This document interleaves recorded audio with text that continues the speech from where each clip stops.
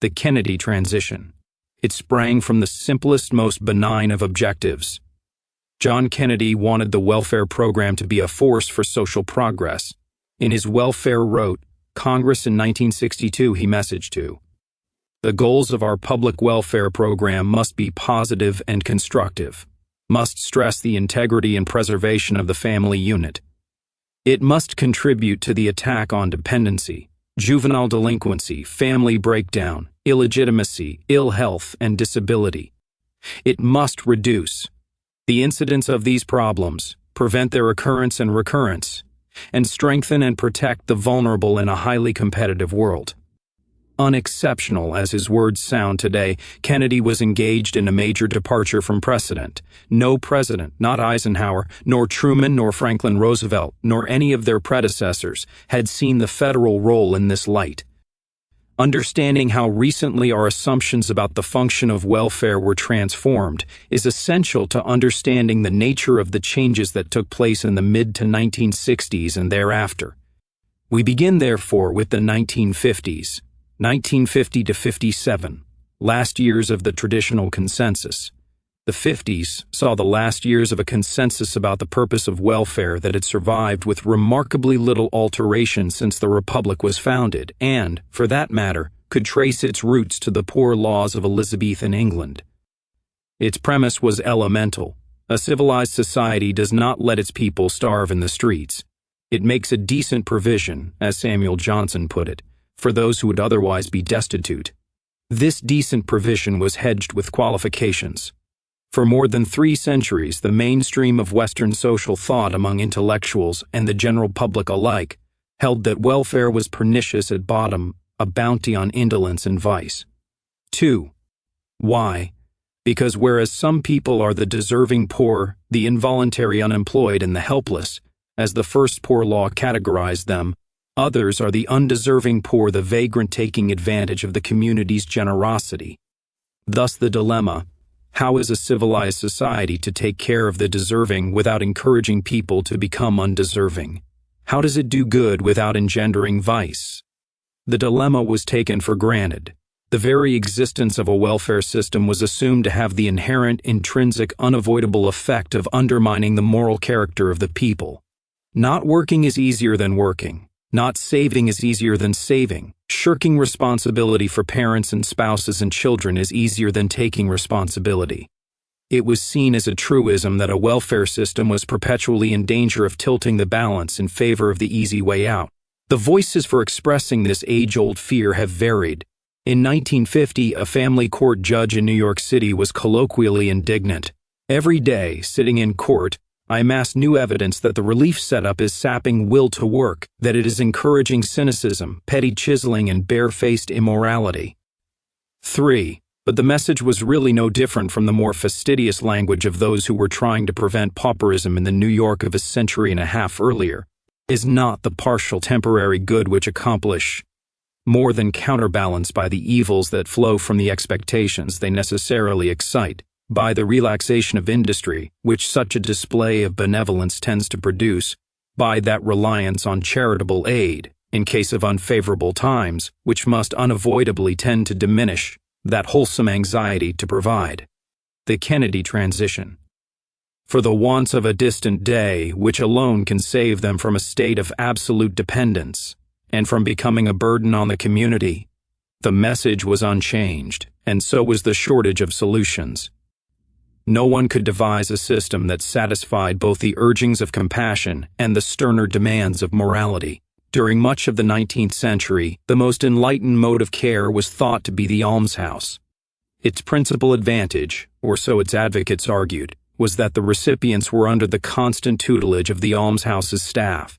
They would be taught thrift and the virtues of hard work, and while engaged in this healthy labor, they could also work off some of the costs of their upkeep. Almshouses were not universally the bleak Dickensian poorhouse. They varied. Some were as bad as the caricature suggested.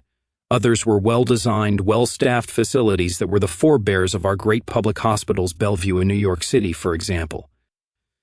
But fashions change. By the early 20th century, The alternative form of welfare to provide a dole directly to recipients who lived in their own homes had taken hold. Franklin Roosevelt in the New Deal introduced 4 lasting changes to the welfare system: Social Security, aid to families with dependent children, workmen's compensation, and unemployment insurance. Conservative mythology notwithstanding, none of these had much to do with the purposes of welfare. They changed the locus of the institutions that provided the welfare, in itself a major reform that deserves the importance that has been attached to it. But the purposes remained intact. Social Security and workmen's compensation were to take care of those who could not or should not have to work.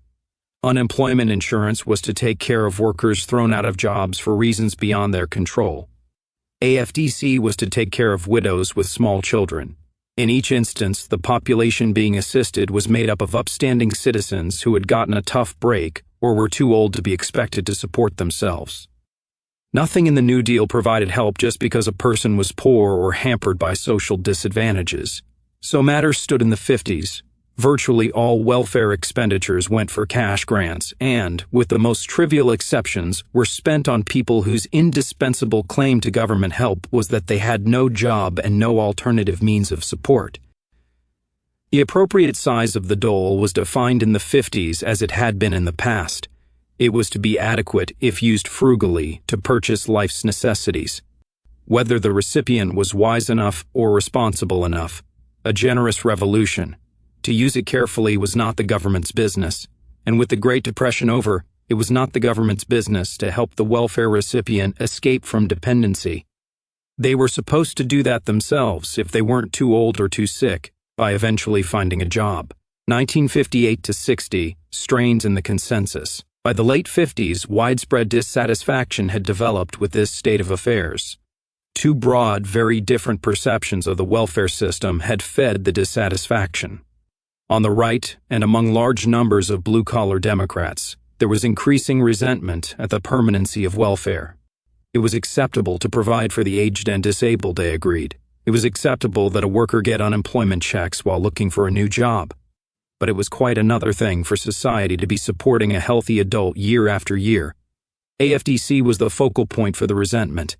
The New Deal sponsors of AFDC had intended to help the widow with small children. The support she received would tide her over in the interim between the loss of her husband and the day when the children were old enough to take over her support. AFDC was at the outset the most broadly acceptable of the New Deal innovations in social welfare. From this innocuous beginning, AFDC evolved into the bête noire of the social welfare system. By the 50s, it had become embarrassingly, outrageously clear that most of these women were not widows. Many of them had not even been married. Worst of all, they didn't stop having babies after the first lapse. They kept having more. This had not been part of the plan. The most flagrantly unrepentant seemed to be mostly black, too. The statistics might show that whites have always been the largest single group of AFDC recipients, but the stereotype that enraged the critics was the family of 4, 5, 6, and more children reared at government expense, and somehow the stories about such families always seemed to talk about black families. This was not entirely a function of racial discrimination. On the average, black AFDC families were substantially larger than white ones. But apart from this, the odds were stacked. Reporters and critics did not sample the Kennedy transition randomly, but searched for the most extreme examples, and these usually ended up being black. Thus, the Atlantic Monthly, a sober-minded and liberally oriented magazine, ran a story in its April 1960 issue describing in muckraking detail the cases of Charlotte with 14 children, Maud with 9, and others who were portrayed as mindlessly accumulating children, neglecting them, and producing generations that would come back to haunt us in the decades to come. All the examples were black, lending a troubling overtone to the closing paragraph. What is particularly disturbing to social workers, judges, and other public officials, the author concluded, is not simply the failure of these people to support themselves, but the complete breakdown of moral values. 6. Resentment of these people was not limited to magazine articles. The late 50s saw a variety of efforts to rein in a program that, in the eyes of its critics, had run amok. In New York, historically one of the most progressive states on social welfare issues, the state legislature passed a bill requiring 1 year of residency before becoming eligible for AFDC. Other state legislatures passed or threatened to pass legislation banning AFDC payments for illegitimate children. Louisiana actually reached the point of dropping 23,000 illegitimate children from its AFDC rolls, eventually rescinding the order only after the Eisenhower administration threatened to cut off federal funds. A judge in Maryland promulgated a plan to cut off the problem at its source by jailing unwed mothers after their third child. The Social Security Administration, alarmed at the budding revolt against AFDC, felt obliged to produce a study with the purpose of demonstrating that AFDC was not really responsible for the rising rate of illegitimacy. The irony is that the illegitimacy rate for the population as a whole had barely moved. In 1955, births to single women constituted 4.5% of all live births. In 1960, when the furor reached its height, the rate had increased by only 0.8 percentage point to 5.3%. Both figures were trivially low by later standards. But numbers were not the issue. Rather, it was the notion of subsidizing a lifestyle that grated so harshly on the values held by a consensus of white middle-class Americans. The consensus was broad and deep. Kinsey might have revealed that more people were doing what his readers were doing than his readers had realized. But the imperative to have children exclusively within the sanctity of marriage remained intact.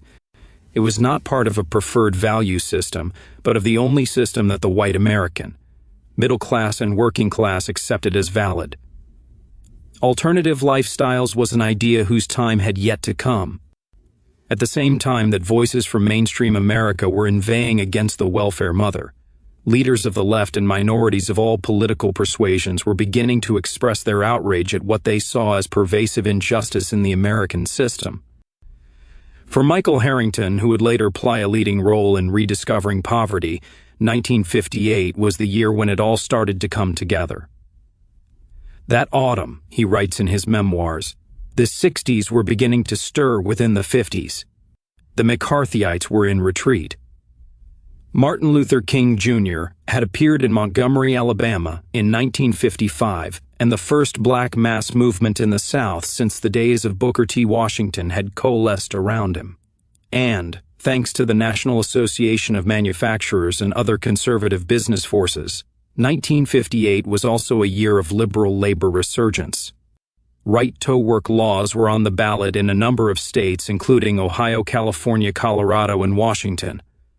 They had provoked the most militant trade union political mobilization in years, and the class of '58 in Congress was the most liberal since the New Deal. Of these developments, the civil rights movement was the most visible, the most explosive, and the hardest for conscientious whites to ignore.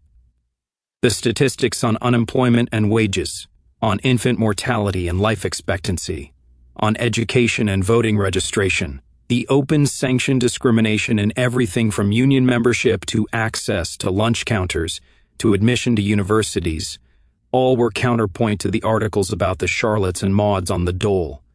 Yes, the messengers of the movement agreed, welfare was too often permanent, but because of opportunity denied rather than opportunity spurned.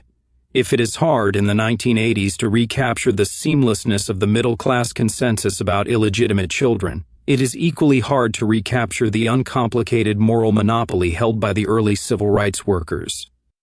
The ethical complexities of a Bakke case or de facto segregation were far in the future. The television screens were showing little children who needed military escorts to get into the school next door to their homes, college students sitting at drugstore counters for the right to be served a cup of coffee, and the burning buses of the Freedom Riders. Many whites remained vitriolically opposed to integration and to the civil rights movement, but almost nowhere outside a few white supremacist sects did the opponents of civil rights portray themselves as occupying the moral high ground. Modern Republicans and lowercase liberals, white indignation at the morals of the welfare recipients, and white guilt over who was responsible for putting them in that state collided, and at about the same time when a new political center was recognized. It is not clear even now Nor is it especially important for our purposes to decide which caused what. For whatever reasons, the late 50s saw the Republicans finally come to terms with the New Deal, belatedly acknowledging that it was not necessarily the undoing of the American way after all. One contemporary observer put it this way as he pondered the presidential election of 1960. The Eisenhower administration, seen in retrospect, was the Indian summer of the New Deal. It found the New Deal and its policies controversial, hotly defended, hotly attacked, and a fighting word for all. It leaves with the New Deal policies enshrined in comfortable respectability and anchored in the consensus of a broad moderate majority. Reading over the political arguments of the day, one is struck by how little was being argued about. Arthur Kroc, a conservative columnist with the New York Times, complained that when the national platforms and candidates of 1960 have been chosen, the American voters will find it difficult to detect a major ideological difference between the two major parties. Lo, he was right. In the late 50s, the political spectrum unobtrusively bunched up. It happened from both ends. With the exception of the William Buckleys and Barry Goldwaters, few Republicans in the public eye wanted to label themselves as conservative anymore. Conservatives were cartoon characters, rotund and vested and smoking cigars. They were old-fashioned, unable to adapt to reality. They were out of touch. In parallel fashion, very few Democrats wanted to be thought of as ideological liberals. A liberal was an Adlai Stevenson, an egghead, a bleeding heartgood for a sentimental ovation at the 1960 convention, but already a relic. Politicians with national ambitions, Republicans and Democrats alike, all wanted liberal to be associated with them as an adjective rather than as a noun. Charles Frankel captured the spirit of the times in an article for the New York Times Magazine. The word, he wrote, apparently designates an attitude of mind and an outlook on the world which relatively few Americans are willing to say unequivocally that they do not. A generous revolution. Share. He pointed to such unlikely figures as Herbert Hoover, Dwight Eisenhower, and Richard Nixon, each of whom had kind words to say about liberalism and would bridle if he were called anti-liberal. It was not so much a matter of issues as of a frame of mind. In 1960, liberal connoted a forward-looking, problem-solving, pragmatic, sleeves-rolled-up stance toward the world. It stood for the conversion of liberal idealism to fair-minded, efficient policies. What would a truly liberal person expect of a good welfare system, for example? It was obvious to Frankel. He will not be content with attitudes of noblesse oblige or with policies that merely take care of the poor. His ultimate test of a welfare program will be the effect it will have on producing individuals who, like Eliza Doolittle at the conclusion of Pygmalion, are prepared to walk out on those who have helped them and to open competitive enterprises of their own. It was a statement of an emerging consensus toward welfare that both Nixon and Kennedy would echo in the campaign to come, and that would resurface in 1962 as the common-sense starting point for straightening out the welfare mess. To a hand, not a handout. Kennedy recognized the basis for convergence in the disparate sources of disgruntlement with the welfare system. The essence of the unifying appeal was expressed in the slogan that later became a rallying cry for the war on poverty, "Give a hand, not a handout." It tapped one of the most deeply shared understandings about how the American system was supposed to work. And if it really did succeed in diminishing the welfare rolls, so much the better for those whose interest was less in social justice than in the size of the tax bite. In substance, the program Kennedy proposed in his 1962 message to Congress was modest by later standards, minuscule. It consisted of a few training programs and other rehabilitative efforts, amounting to only $59 million in the 1963 budget. But if the program was small, the idea behind it represented a major departure nonetheless. By shifting the focus of welfare policy away from the dole and toward escape from the dole, Kennedy brought the federal government into a role that it had barely considered in the past, not mounting a WPA as an emergency measure to. The Kennedy transition. relieve unemployment, but instead taking a continuing responsibility for helping Americans to help themselves. The New York Times editorialized approvingly. President Kennedy's welfare message to Congress yesterday stems from a recognition that no lasting solution to the problem can be bought with a welfare check. The initial cost will actually be higher than the mere continuation of handouts.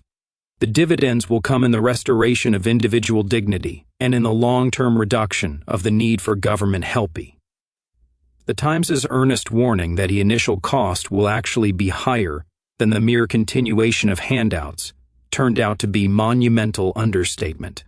Its confidence that the new policy would lead to a long-term reduction in the need for government help now sounds naive. But at that moment in history it seemed possible. The country was at peace, the economy was booming, and the cause was worthy. In the spirit of the since maligned best and brightest, the members of the Kennedy administration, and later of Johnson's War on Poverty, saw themselves as hard-nosed idealists who would be able to get results where the social workers had failed. Their premise: most of the able-bodied on welfare would work if given the opportunity. Their program: train the chronically unemployed, train the youngsters growing up without skills or resources, help them get that first job. Their promise: the able-bodied will be on their way to permanent self-sufficiency. Kennedy implemented fragments of his program, the Public Welfare Amendments of 1962, and the first Manpower Development and Training Act, for example. But, taken as a whole, the social innovations he presided over were not costly. It is not widely claimed as one of Kennedy's achievements, but it is a fact nonetheless that social welfare spending under his administration rose less rapidly than it had under Eisenhower's. Kennedy's legacy to Lyndon Johnson was not a new system, but a new tone and new expectations. Johnson lost no time in implementing the Kennedy rhetoric. The initial anti-poverty bill was written, debated, passed, and signed in August 1964, within Johnson's first 9 months in office. The bill was a faithful attempt to follow the hand, not a handout script. It provided for job training, part-time jobs for teenagers and college students, community anti-poverty projects, loans to low-income farmers and businessmen, and the establishment of VISTA, the Domestic Peace Corps. There was not a handout in the lot. Johnson was careful to point this out at the signing ceremony, incorporating into his remarks the cheerful prediction that the days of the dole in this country are numbered.